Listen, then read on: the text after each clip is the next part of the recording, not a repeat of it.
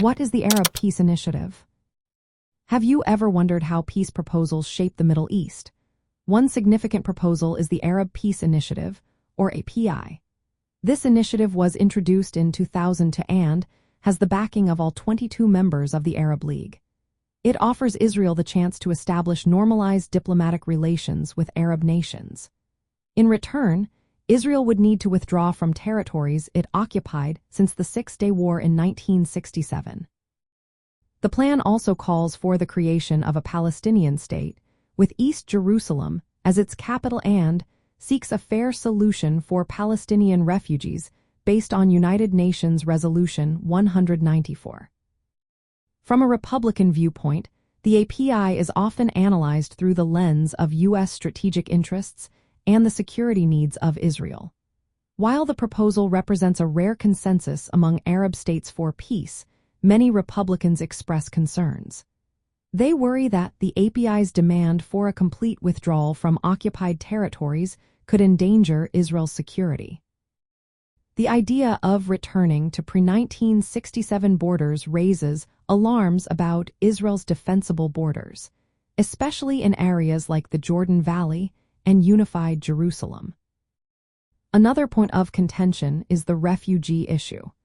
The API's call for a solution based on United Nations Resolution 194 is seen as a challenge to Israel's identity as a Jewish state.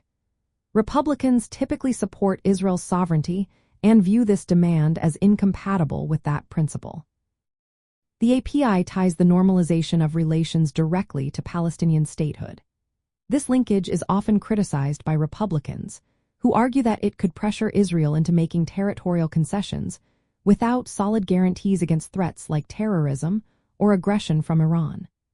Recent agreements, such as the Abraham Accords in 2020, showed that some Arab states are willing to normalize relations without resolving the Palestinian issue first. This suggests that the API's approach may be outdated. Republican foreign policy generally favors direct negotiations between the parties involved rather than externally imposed frameworks.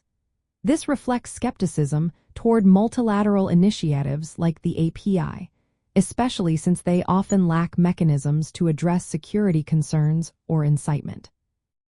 In recent years, the API has seen a revival, particularly with Saudi Arabia showing interest.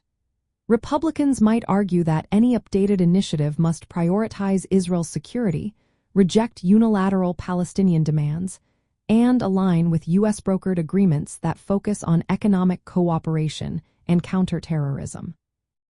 In the context of national security strategies led by Republicans, the API serves as a reference for understanding Arab-Israeli diplomacy.